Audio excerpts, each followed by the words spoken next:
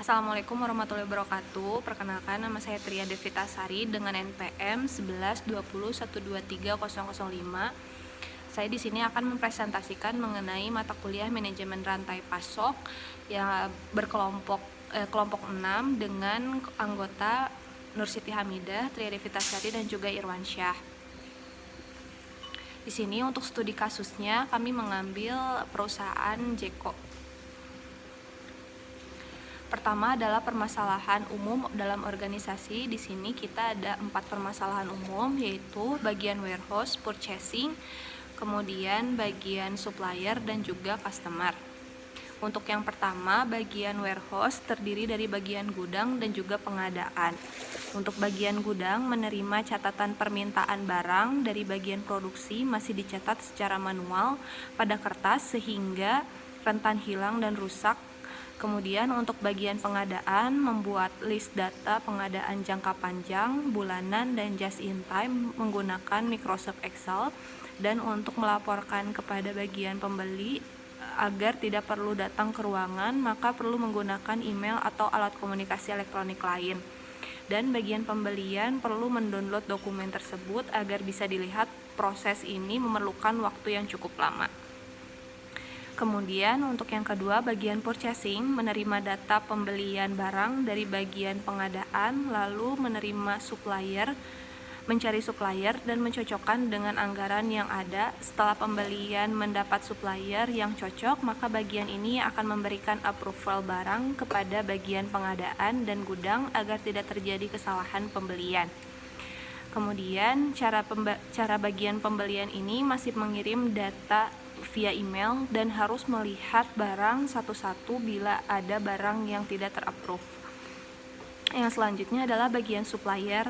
Setelah menerima data dari bagian purchasing, segera menyiapkan barang-barang yang sudah dipesan dengan rincian data barang dan pembayarannya untuk dilaporkan ke bagian gudang dan keuangan. Supplier masih menggunakan laporan berbentuk Microsoft Excel, di mana laporan tersebut harus di-emailkan terlebih dahulu untuk diberikan kepada bagian gudang, dan bagian gudang harus mengeprint laporan tersebut untuk mengecek barang yang sudah masuk untuk mencek-listnya dan menyalinnya lagi ke Excel data yang sudah sampai di gudang. Yang terakhir adalah permasalahan umum organisasi, yaitu bagian customer. Dapat melakukan transaksi melalui aplikasi ojek online. Customer memilih donat yang terdapat di menu aplikasi ojek online, lalu customer memilih alamat pengiriman dan memilih jenis pembayaran. Di menu ojek online terdapat menu yang tidak lengkap dari segi foto dan informasi mengenai produknya. Hal itu disebabkan oleh keterbatasan dari aplikasi ojek online yang hanya dapat mengunggah 1 foto per produk dan jumlah kata yang terbatas untuk informasi produknya.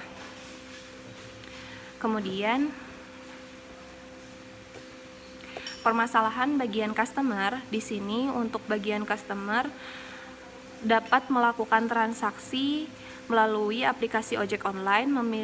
Customer memilih donat yang terdapat di menu ojek online, lalu customer memilih alamat pengiriman dan memilih jenis pembayaran di menu ojek online. Terdapat menu yang tidak lengkap dari segi foto dan informasi mengenai produknya. Hal itu disebabkan oleh keterbatasan dari aplikasi ojek online yang hanya dapat mengunggah 1 foto per produk dan jumlah kata yang terbatas untuk informasi produknya. Kemudian teori yang digunakan untuk penyelesaian masalah. Di sini saya menerapkan 3 teori. Yang pertama adalah strategi manajemen supply chain dalam tabel metrik, outcome, dan juga diagnostik.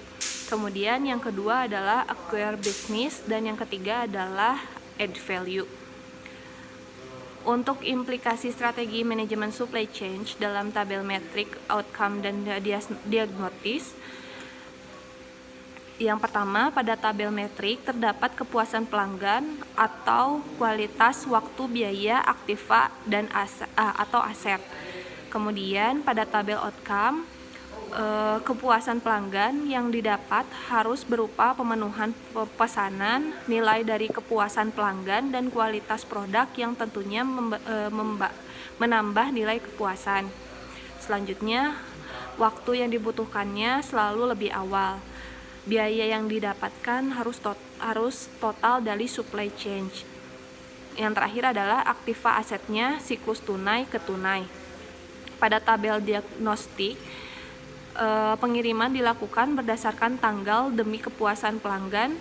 Selain itu, ada biaya garansi kembali, fast respon untuk semua pertanyaan pelanggan. Lalu untuk waktu respon yang tinggi membuahkan prestasi. Yang terakhir, value added productivity. Kemudian untuk acquire bisnis tergantung pada perangkat lunak CRM dan database untuk membantu memperoleh pelanggan baru dan supplier baru dengan melakukan pekerjaan seperti mengatur kontak dari pelanggan dan supplier, penjualan kepada pelanggan potensial, kemudian pemasaran langsung, dan pemenuhan permintaan. Tujuan dari fungsi CRM adalah untuk membantu pelanggan merasakan nilai dari sebuah produk unggulan yang ditawarkan oleh perusahaan. Kemudian added value-nya membuat website baru agar pihak Jeko dapat lebih leluasa memberikan informasi produk yang dijual, misalnya foto produk yang lebih lengkap serta informasi mengenai produk yang lebih jelas agar customer lebih mudah dalam memilih produk mana yang akan dibeli. Untuk di sini archimedes-nya, yang pertama adalah pembelian langsung oleh pelanggan, lalu ke pemilihan pesanan, pembayaran, bayar, pemeriksaan pesanan yang dilakukan oleh admin Jeko. Sedangkan untuk pembelian secara online, di sini pelanggan atau customer harus melakukan registrasi, kemudian login, pilih pesanan, pembayaran, masukkan alamat di website. Kemudian untuk metode pembayarannya, customer harus pilih metode pembayaran online, lalu melakukan pemeriksaan pesanan yang dilakukan oleh admin.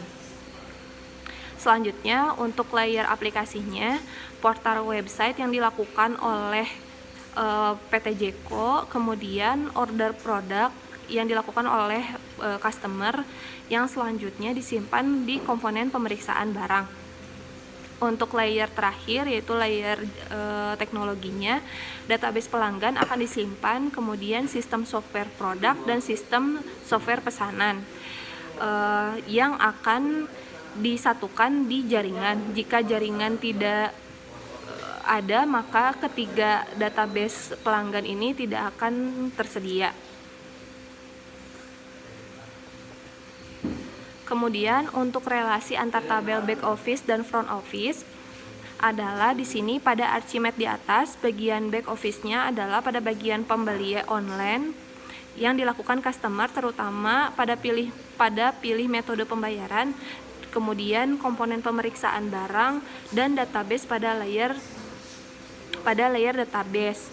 Kemudian bagian customer terkait dengan fungsi front office tentu sangat berpengaruh karena front office adalah yang bertanggung jawab untuk membina hubungan baik dengan pelanggan dari hari ke hari sehingga perusahaan dapat mengerti benar kira-kira berapa besar volume dan berapa tinggi frekuensi permintaan pelanggan dari waktu ke waktu.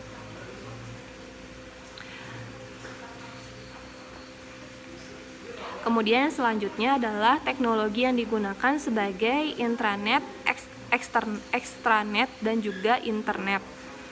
Di sini untuk bagian internet dalam penggunaan untuk komunikasi yang dapat dilakukan pada perusahaan Jeko pada kantor pusat dan cabang yang ada di berbagai daerah di Indonesia dapat menggunakan jaringan intranet saja karena jaringan ini dapat menghubungkan seluruh karyawan satu perusahaan tanpa mengenal batasan geografis. Dan dalam perusahaan biasanya terdapat grup baru berdasarkan bagian tertentu sebagai bagian produksi ini untuk berdiskusi mengenai hal yang berhubungan dengan produksi donat. Selanjutnya, untuk jaringan internet merupakan sebuah jaringan komputer global yang terdiri dari ribuan subjaringan yang ada di seluruh dunia dan dapat diakses siapa saja, dari mana saja, dan kapan saja. Oleh karena itu, jaringan internet ini sangat bermanfaat bagi bagian penjualan untuk dapat melakukan penjualan donat secara online, sehingga customer tidak perlu lagi membeli donat jauh, harus datang ke tokonya. Yang selanjutnya adalah jaringan extranet, merupakan sebuah jaringan komputer yang menghubungkan sistem jaringan perusahaan dengan sistem jaringan mitra bisnisnya untuk mempercepat proses pengadaan sebuah barang dan menurunkan biaya semacam transportasi. Hal ini dapat digunakan perusahaan dengan supplier bahan-bahan pembuatan donat untuk mengurangi biaya perusahaan. Jadi biasanya untuk jaringan intranet dilakukan untuk bagian-bagian perusahaan seperti cabang-cabang perusahaan. Kemudian untuk jaringan internet digunakan oleh perusahaan Jeko di satu cabang, dan extranet digunakan untuk bagian perusahaan Jeko per divisi, seperti itu.